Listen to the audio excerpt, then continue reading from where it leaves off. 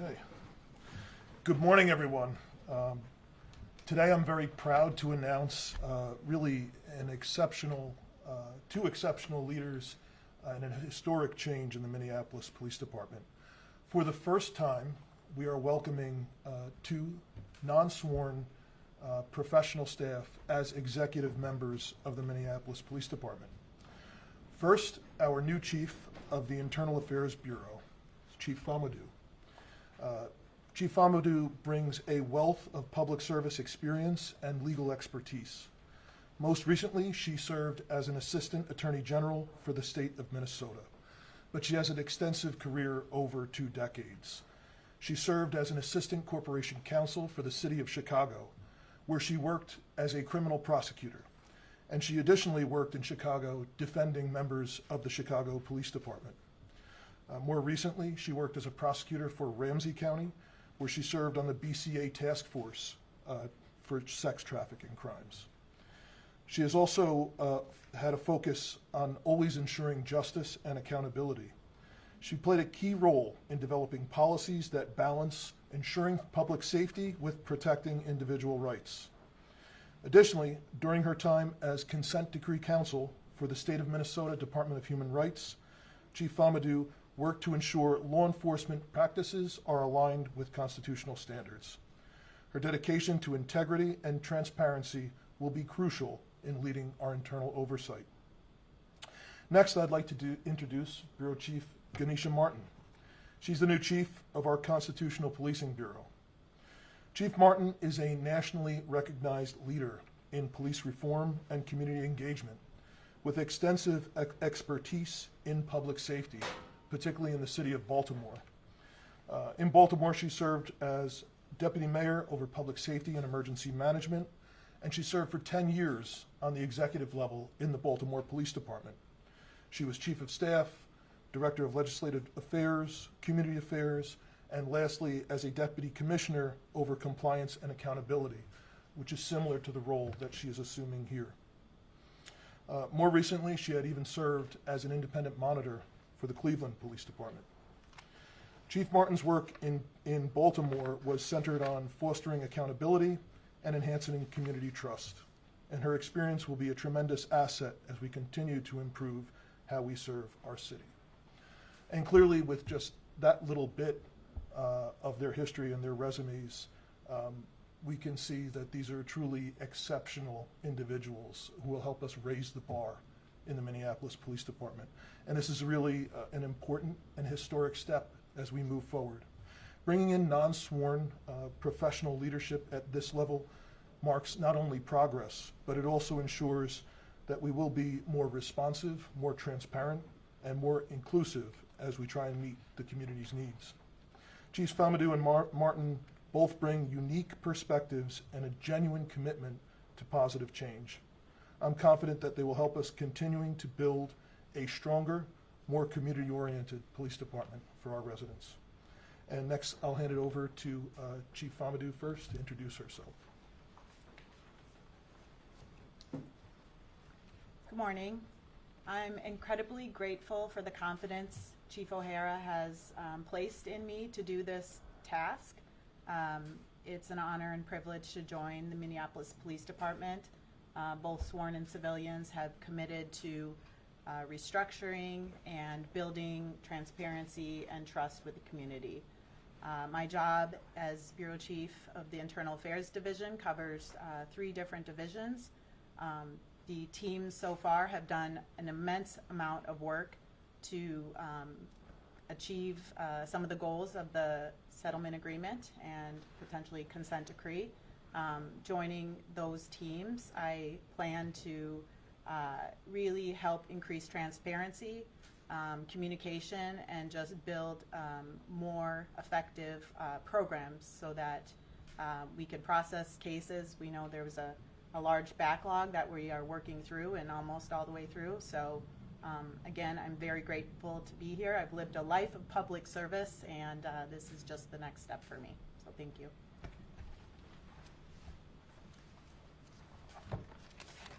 Thank you, and good morning. I too am extremely grateful to the chief for placing confidence in me to come and to continue the journey that has already started here. There are a lot of people who have been here on the ground, both in the police department and external to the police department, who have worked tremendously hard to move the city forward, and it's my honor to come and bring the experience that I have both in Baltimore City, as the chief mentioned, in Cleveland, also helping Oklahoma City and other communities and police departments around the country as they forge paths forward around constitutional policing.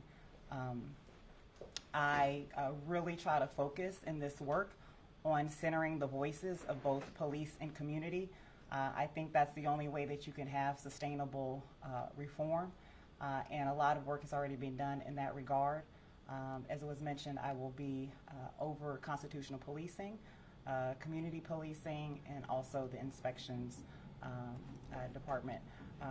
Lastly, I'll just say that really my focus and my goal is to make sure to bring in national best practices from across the country that fit into the Minneapolis framework to ensure that we move this work forward expeditiously, but grounded in what will really work and really help move forward both the community and the police department. And again, it really just is an honor and a privilege to be able to bring my experience to be able to do that here at the police department. I just want to thank both of you again for being willing to take on these roles. Obviously, this is a challenge, but I'm really excited because this has been a long time coming.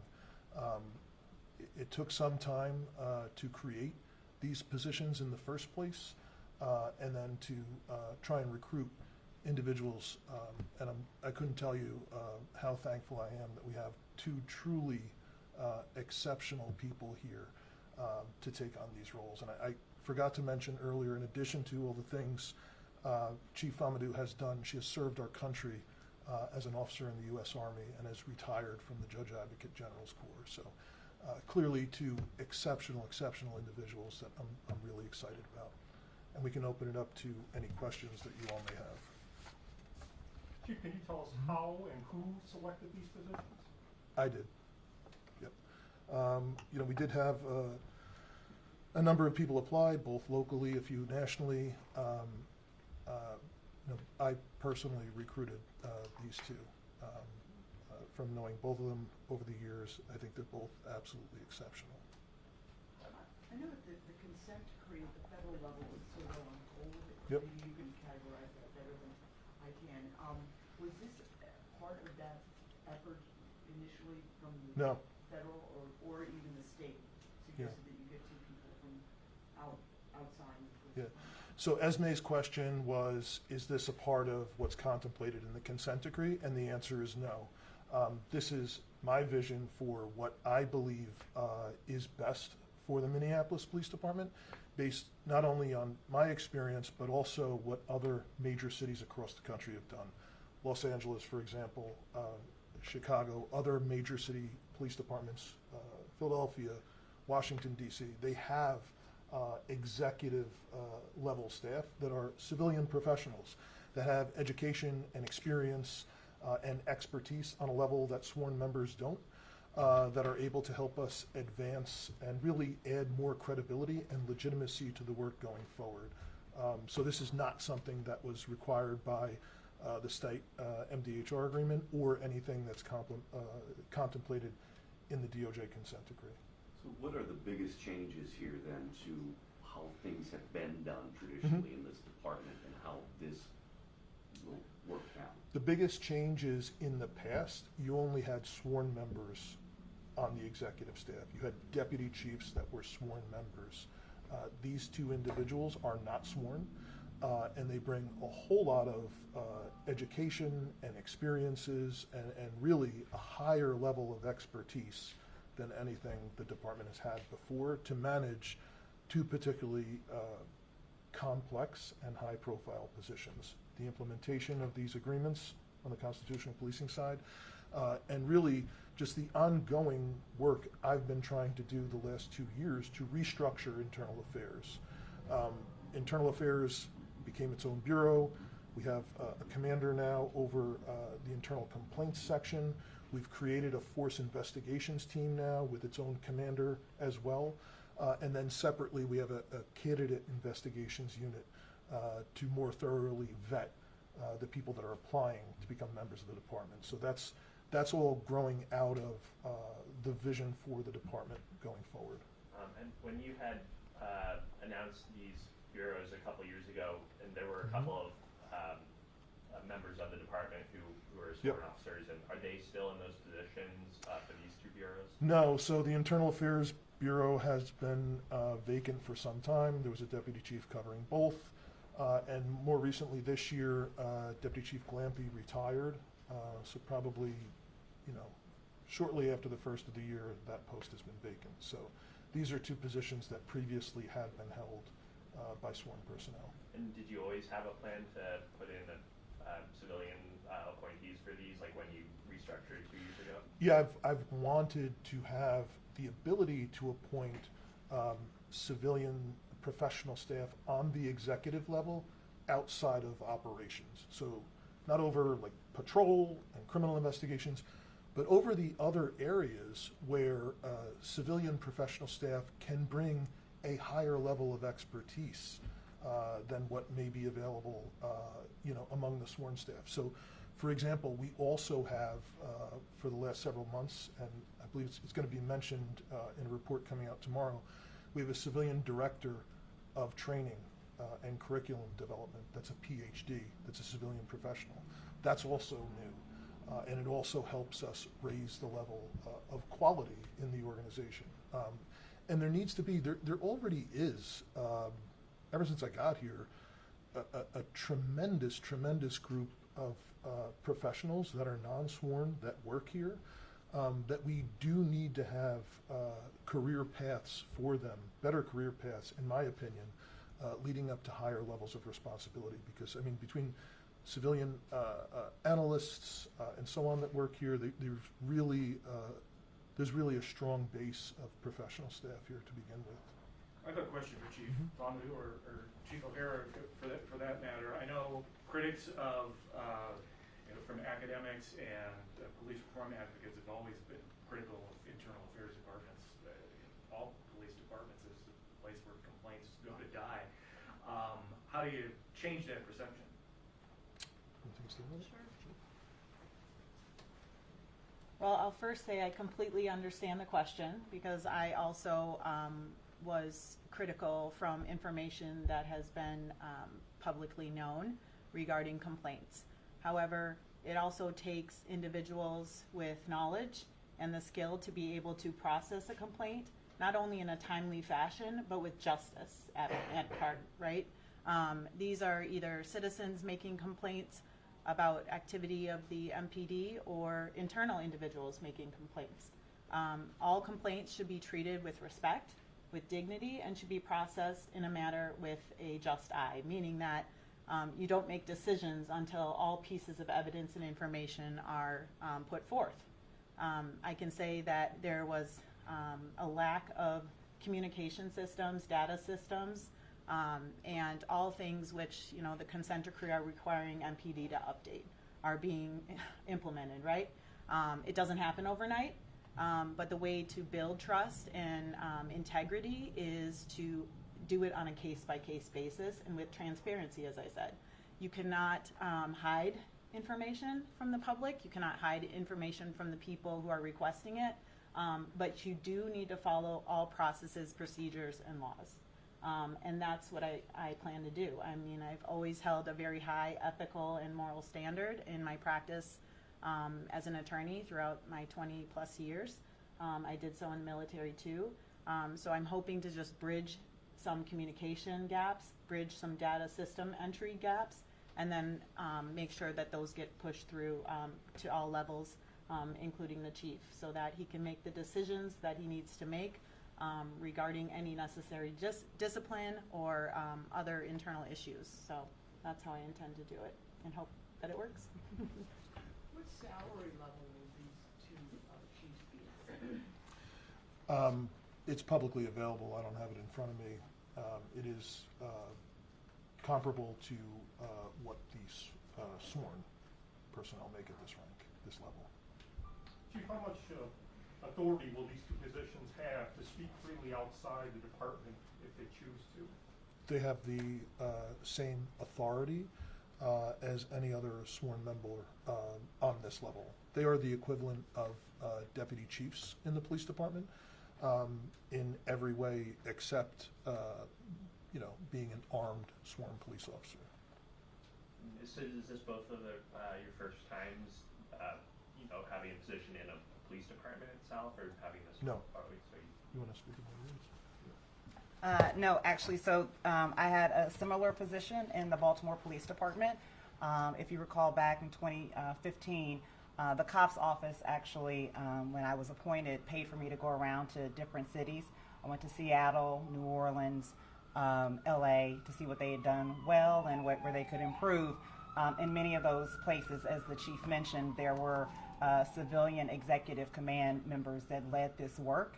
And so I took a lot of learnings from them. And over the past 10, 15 years, I've used that. And so I'm hoping that all the things that I've learned, both internal to the police department and BPD during a historic time there as well, I can apply those same skills and experience here. And what do you feel about being in a civilian role, like doing these positions that you've held, and just what you can bring as someone who maybe has a different approach than someone who's a sworn officer? Yeah, so it's really key for any of this work that you have folks that have the expertise and lived experience to move the work forward, but you absolutely have to do it hand in hand with sworn members of the police department. This is a police department, and job one is keeping the city safe, keeping the community safe, right? And so you have to balance those things, keeping the community safe and the reforms when you're asset strained, right, in both personnel and financially. And so the way that I do this work, as I mentioned, is you have to center both police and community voice, and that is from the very front lines, rank and file, the ones that are out there pushing the squad car every day all the way up to the command staff. And then you've got to go talk to the community, the folks that have been affected, who have placed their hope and trust in this process. And if you do it any other way, then I think you're setting yourself up for failure. So certainly want to bring that experience to this as well. Yeah. I have a question for you. Yeah. Being that you've had this type of role before, what was your perception of the department before you joined it? Yeah, so thanks for asking that question, actually, because I came to Minneapolis probably about 4 years ago to do some focus groups in the police department. And I remember sitting, speaking with, I think it was the 3rd Precinct, and they were telling me about not really having a place to be able to go for roll call and all the things they were going through. They actually walked me through the building that they were in, showed me black mold and all those sorts of things. And so I was sitting there kind of listening to all the things that they were going through. And then there was a call that came across the radio, shots fired at a domestic. And they all jumped to and they all ran out to go to the call. And in my mind at that time, and I have done listening sessions and focus groups across the country, that one sticks with me still to this day, because I thought to myself, these are the people that we're asking to run to danger, run to, to help in that situation, and we should treat them better.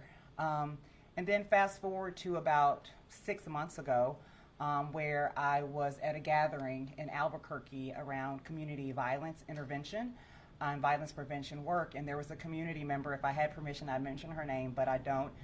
But she was sitting there, and the Albuquerque Community Safety had been given quite a bit of investment to move their programs along. And that woman from Minneapolis sat there with tears in her eyes, and she says, when will my city, when will my community get this type of investment? And I teared up with her.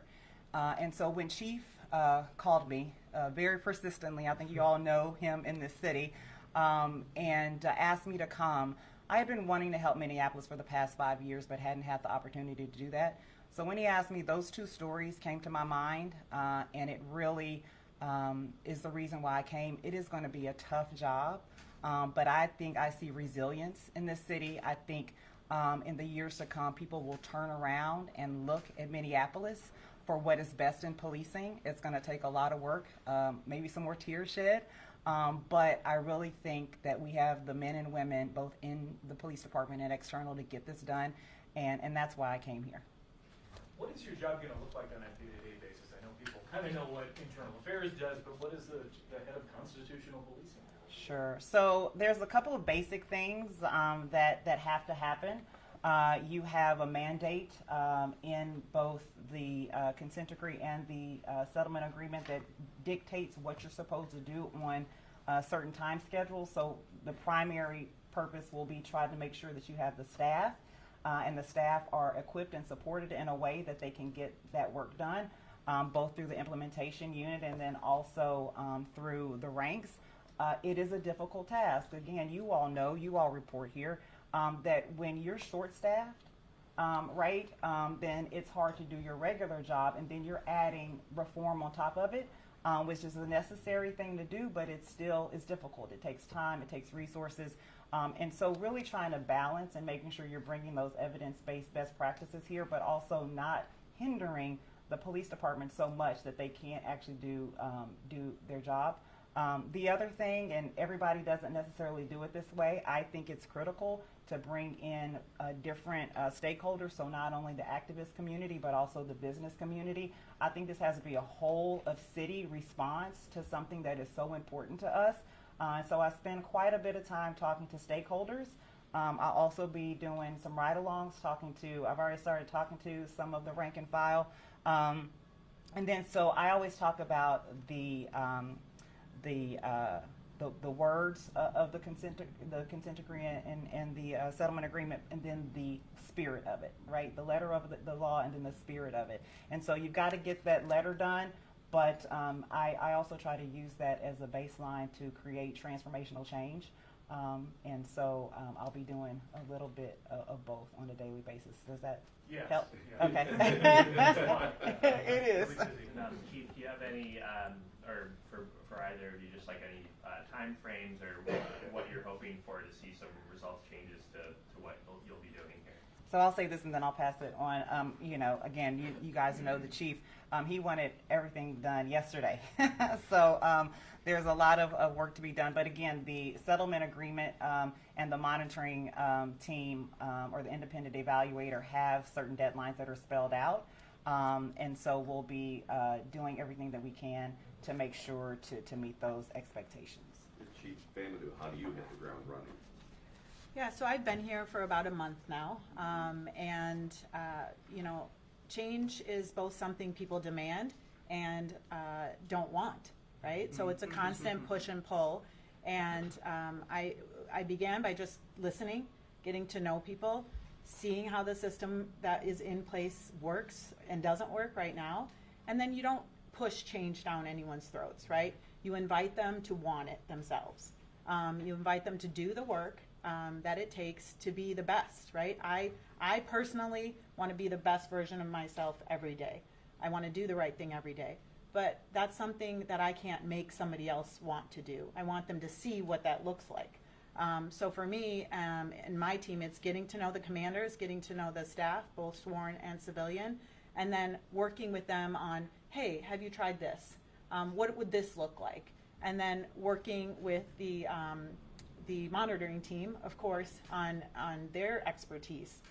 So interweaving both what we have with what we want to be, and then taking the steps sort of slowly to achieve it. Again, this is not something that's going to happen overnight. That is an expectation that just needs to be off the table. This is something that even the monitoring team and MDHR know is a 10-year process at minimum. So if I came in here and said, oh, I'm going to make change overnight, I might as well walk out that door. I know that I have to set some goals 30 days, some goals 60 days, some goals 180 days, and some 10 years. So you really have to look at both the consent decree, the settlement agreement, and what's really going on inside to make sure that you are having expectations that are reachable.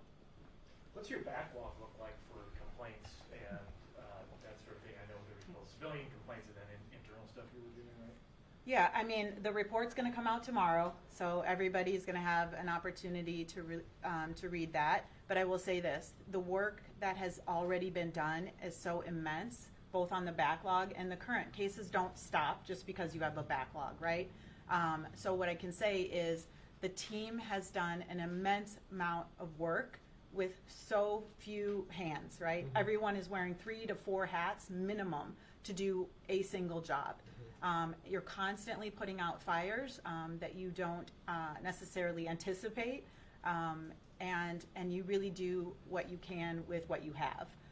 And then always just try to keep a positive attitude as to what you're going to achieve tomorrow. So I can tell you that the backlog significantly decreased, Mm-hmm. and you'll read the numbers tomorrow. Yep. Yep.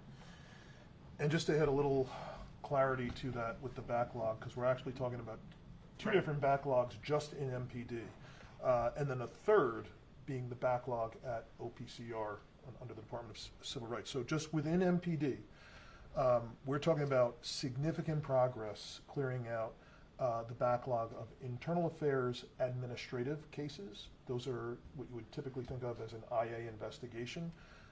Very, very significant clearing of that backlog. So that's one. The other half is I have, as I mentioned earlier, created a force investigations team. So every use of force incident, no matter what level it is reviewed locally at the precinct by the sergeant, by the lieutenant. But ultimately, all of it comes to a central location under Chief Amadou, under the force investigations team. And that's the final administrative review, just checking every box there is, looking at every instance force is used, and there's a very, very significant decrease in that backlog as well. So, I mean, we're talking about hundreds of cases being cleared out. Can you clarify what this report is? Is it just on internal affairs, or those two things you were just mentioning? We are expecting very, very soon a release of the independent monitor's semi-annual report. Yes. That will be very soon. Wrapping up here. That will be soon. Real quick, Chief, your comments over the weekend to a New York newspaper has created some controversy. Anything you would like to say about those comments? Just that, as I have stated previously, a frustration that I've had over the last 3 years that I've been here is that we have very, very real challenges around crime in this city and ensuring that we're able to provide safety. And those are having an effective police department is absolutely necessary. It's not sufficient in and of itself, but it's absolutely necessary to address those really, really urgent needs that our residents have been dealing with.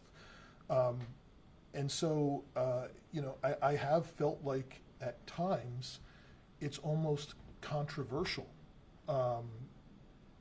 to even acknowledge that policing in and of itself is essential, that having effective policing is essential for so many of our residents who are who are hardest hit by just the level of crime and violence we've experienced in recent years. And so that's the disconnect I was referring to, because I am someone that believes in doing everything we possibly can to try and get crime under control. And that's both hard approaches, which are law enforcement based, working with law enforcement to ensure that there are strong consequences for people that are committing real harm in community. But it's also doing everything that we can on the prevention side to take away some of the opportunities for crime to happen, which has also at times been criticized. When I stood with the Attorney General and said, Kia and Hyundai need to do something about making their cars so easy to be stolen, and that kind of thing. So, my commitment to the people of this community is to do absolutely everything we possibly can to keep people alive here and try and reduce crime. And to me, that's something those are things and decisions we should be making free of any ideological lens. I have to ask you this too. I know it's been brought up before, but are you prepared for the Trump administration to potentially pardon Derek Chauvin and roll back the consent decree? So I was in DC last week, and I've literally had police chiefs from around the country ask me that question. And I'll tell you what I've told them. There is absolutely no credible information we have to suggest that's going to happen. So let me just get that off right from the beginning. Secondly, what I would say to that, we all saw that video. We all knew it was wrong, including the president 5 years ago. And if you're not familiar with what he said, Google it. Google his reaction to that video. So, you know, while there certainly is no credible information that something like that would happen, of course, because there's all these rumors, we've been in communication with our partners at the state, at the federal level, to ensure that we and all of our partners are prepared in the event that something like that happens and it causes some type of civil disturbance. But to be clear, there is no credible information that something like that is imminent. Thanks so much, folks. All right. Thank you. Thank you.